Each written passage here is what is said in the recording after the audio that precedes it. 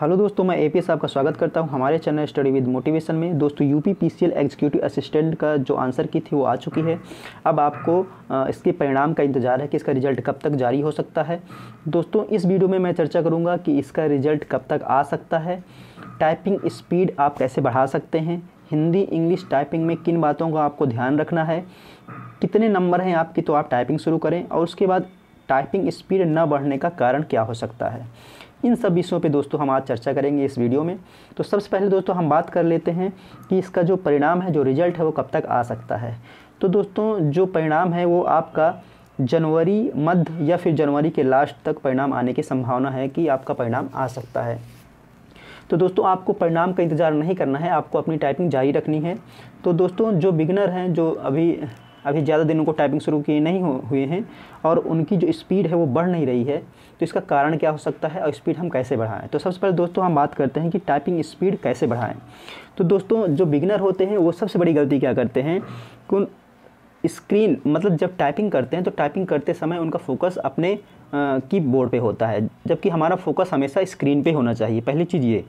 दूसरी चीज़ ये होता है जो हमारा हैंड प्लेसमेंट होता है टाइपिंग करते समय वो सही होना चाहिए। हैंड प्लेसमेंट बहुत ज़रूरी है कि आपका जो हैंड प्लेसमेंट है वो कैसा है। उसके बाद दोस्तों जो हमारे जो हाथ हैं उनको कंफर्टेबल पोजीशन पे, हमेशा कंफर्टेबल पोजीशन पे रखना चाहिए। तो ये दोस्तों हो गई हमारी टाइपिंग स्पीड बढ़ाने के कुछ तरीके हैं जो हमको अपनाने चाहिए।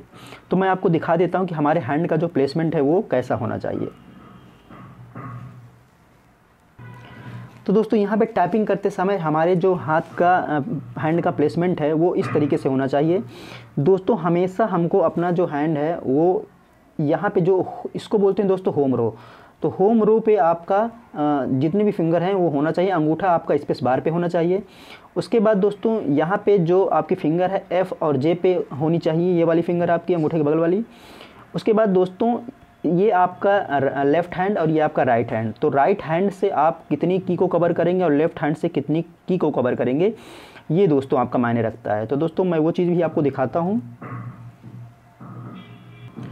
तो दोस्तों यहाँ पे आप देख सकते हैं कि हमारा जो राइट हैंड है और लेफ़्ट हैंड है वो उसकी जो फिंगर है वो कौन कौन सी की को कवर कर रही हैं। तो यहाँ पे आप देख सकते हैं हमारा ये जो राइट हैंड है, तो राइट हैंड की जो फिगर है, यहाँ पे राइट हैंड की जो फिंगर हैं, तो ये जो फिंगर है ये दोस्तों यहाँ से लेके आपका यहाँ से राइट हैंड है वो कौन कौन सी आपकी की को कवर करेगा। तो दोस्तों यहाँ पे आप देखिए कि यहाँ से लेके आपका यहाँ तक इधर की जितनी भी की हैं ये सारी आपकी राइट हैंड की फिंगर से कवर होंगी। उसके बाद दोस्तों यहाँ इस साइड की जितनी भी आपकी की हैं ये सारी आपकी लेफ़्ट हैंड फिंगर से आपकी कवर होंगी। इस चीज़ का दोस्तों हमें विशेष ध्यान देना है। तो हैंड प्लेसमेंट दोस्तों बहुत मायने रखता है आपकी टाइपिंग के लिए। उसके बाद दोस्तों हमारा जो हैंड है वो उसकी जो पोजीशन है वो हमेशा कंफर्टेबल रखनी चाहिए।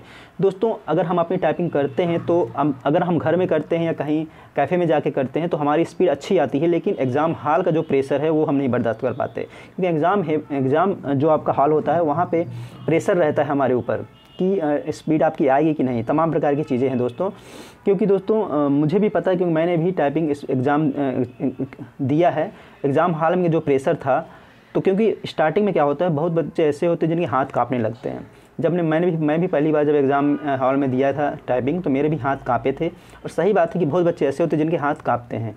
अगर दोस्तों आपको टाइपिंग आपकी बहुत कम टाइम मिलता है, अगर 5 मिनट की अगर टाइपिंग है तो आपको बहुत मतलब एकदम आपको स्पीड बना के रखना है, क्योंकि दोस्तों अगर 10 मिनट की टाइपिंग होता है तो उसमें आप कवर कर सकते हैं, लेकिन 5 मिनट टाइपिंग में उतनी चीज़ें नहीं हो पाती हैं।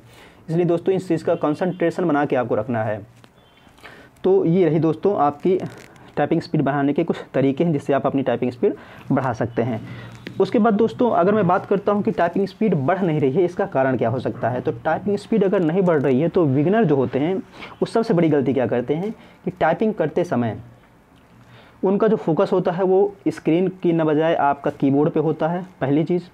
उसके बाद दोस्तों ये बैक स्पेस की का जो यूज़ करते हैं, जो बैक स्पेस की का यूज़ किया जाता है उसकी वजह से टाइपिंग स्पीड में बहुत अंतर आ जाता है। क्योंकि दोस्तों बैक स्पेस का यूज़ करने से क्या होता है कि जो हमारी टाइपिंग का फ्लो है वो हमारा कम हो जाता है। तो सबसे बड़ी दिक्कत दोस्तों बिगिनर के साथ यही होती है कि वो बैक स्पेस की का यूज़ करते हैं, और बैक स्पेस का यूज़ की का इसलिए करते हैं क्योंकि उसमें मिस्टेक ना होने पाए। तो दोस्तों आपको ध्यान रखना है कि आपको बैक स्पेस की का यूज़ नहीं करना है। आप टाइपिंग करिए, उसके बाद आप अपनी एरर देखिए कि आपकी कितनी एरर हो रही हैं। ये दोस्तों मायने रखता है। उसके बाद दोस्तों अगर मैं बात कर लेता हूँ कि हिंदी टाइपिंग की, तो हिंदी टाइपिंग में दोस्तों आपको जो कृति 010 या 016 है, आप कृतिदेव, तो उसमें आपको कुछ शॉर्टकट की हैं जो बताने जा रहा हूँ कि आपको इसको याद कर लेना है। उसके बाद दोस्तों टाइपिंग का एक और तरीका होता है स्पीड बढ़ाने का, कि जैसे आप दिमाग में आपको दोस्तों सेट कर लेना है सारी चीज़ें। जैसे आप इंग्लिश की टाइपिंग कर रहे हैं तो कीबोर्ड आपके दिमाग में पूरा सेट होना चाहिए कि किस रो में कौन कौन से आपके अल्फ़ाबेट है। इन चीज़ का दोस्तों हमको बहुत ध्यान रखना है कि कहाँ पे कौन सा अल्फ़ाबेट है। आप दिमाग बस अपना सेट रखिए और आप एक कागज़ में लिख के कीबोर्ड भी बनाइए, जिससे आपको काफ़ी फ़ायदा मिलेगा। और उसके बाद दोस्तों जैसे कृतिदेव है, उसमें कौन सी कीबोर्ड से कौन सा लेटर बन रहा है, कौन से आपका यहाँ पे किस आपका कीबोर्ड में आपके जो कौन से लेटर से कौन सा वर्ड बन रहा है हिंदी का, इसका भी आपको एक पेपर में आप लिख के कर दीजिए, तो कर लेंगे अगर, तो अच्छा फ़ायदा आपको मिल सकता है। उसके बाद दोस्तों कहीं आप जा रहे हैं, कोई वर्ड है उसको आप दिमाग में सोचिए कि इसकी क्या कौन से बटन दबाने से हिंदी में आपका कौन सा वर्ड बन सकता है, ये सब चीज़ें। और उसके बाद दोस्तों हम बात कर लेते हैं कि कौन सी जो इम्पॉर्टेंट आपकी शॉर्टकट की हैं कृतिदेव में। तो दोस्तों मैं आपको दिखाता हूँ। तो दोस्तों ये कुछ शॉर्टकट की हैं जो आपकी टाइपिंग के लिए काफ़ी हेल्पफुल हो सकते हैं। तो यहाँ पे आप देख लीजिए कि Alt 0188 से आपका जो आपका ब्रैकेट है वो ओपन होता है। उसके बाद यहाँ पे क्लोज होता है Alt 089 से। उसके बाद दोस्तों फ्लोर अगर हम लिखते हैं तो फ्लोर में आपका जो आधा फा बनता है तो वो आपका Alt 0182 से होता है। उसके बाद जो ऊन लिखते हैं तो बड़ा ऊ जो होता है वो आपका शॉर्टकट Alt + 0197 होता है। उसके बाद दोस्तों अगर हम बात कर लेते हैं कि ट्रक में जैसे र नीचे लगा हुआ है दोस्तों, यहाँ पे आप देखिए जैसे ट्रक है, ट्रक लिखा हुआ है, तो हमको यहाँ पे जो र लगता है वो आपका उसका शॉर्टकट Alt + 0170 होता है। उसके बाद दोस्तों Alt 0216 से आपका क्र बनता है, जैसे क्रम लिखना है, क्रमांक लिखना है, तो उसके लिए आपका शॉर्टकट Alt + 0216 है। उसके बाद दोस्तों हृदय के लिए आपका देख सकते हैं Alt 0225 है। उसके बाद आपका हृदय है। उसके बाद दोस्तों यहाँ पे जैसे पत्ता लिखना है तो आधा ता बनता है वो आपका Alt 0217 पे। जैसे आपको गड्ढा लिखना है तो यहाँ पे जो ढ बना हुआ है आधा ढ है, तो यहाँ पे आपका Alt 0212 से। तो दोस्तों ये कुछ इंपॉर्टेंट शॉर्टकट की हैं जो आपके लिए इंपॉर्टेंट होंगी टाइपिंग करते समय। तो यहाँ पे जैसे कृपा लिखना है तो इसके लिए 0209 है। ये दोस्तों आपको ध्यान रखना है, जैसे एक क्र है एक क्र ये है, तो इस पर आप कंफ्यूज मत होइएगा। यहाँ पे कृपा लिखना है तो आपका 0209 Alt के साथ। उसके बाद क्रम अगर लिखना है तो 0216 Alt के साथ। और आँख जैसे लिखना है तो जो चंद्रबिंदी है दोस्तों उसका Alt + 0161 होता है। तो दोस्तों ये इंपॉर्टेंट शॉर्टकट की थी आपकी हिंदी के लिए। दोस्तों अब बात करते हैं कि अगर कितने नंबर अगर आपके बन रहे हैं तो आपको टाइपिंग शुरू करनी चाहिए। तो दोस्तों अगर आपके 125 नंबर के आसपास बन रहे हैं, आपके र मार्क्स अगर आपका 125 के आसपास है, तो आपको 100% टाइपिंग शुरू कर देनी ही चाहिए, और आप कर भी रहे होंगे, मुझे उम्मीद यही है। उसके बाद दोस्तों अगर आपका 115 या 120 के 15 के आसपास भी है तो आप टाइपिंग करिए, क्योंकि दोस्तों टाइपिंग कभी हमारे लिए नुकसानदेह नहीं होती है, क्योंकि हमारे अगले एग्ज़ाम के लिए फ़ायदेमंद ही होती है। अगर आप सीख लेंगे तो आपके अगले एग्ज़ाम के लिए भी वो काम आएगी।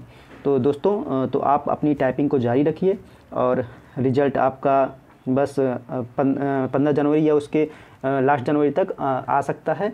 तो दोस्तों ये जानकारी मुझे आप लोगों के साथ शेयर करनी थी। दोस्तों ये वीडियो अगर आपको कैसा लगा, अगर पसंद आया होगा तो लाइक करिएगा और चैनल को सब्सक्राइब करना ना भूलिएगा। तो चलिए दोस्तों मिलते हैं आपसे नेक्स्ट वीडियो में। जय हिंद।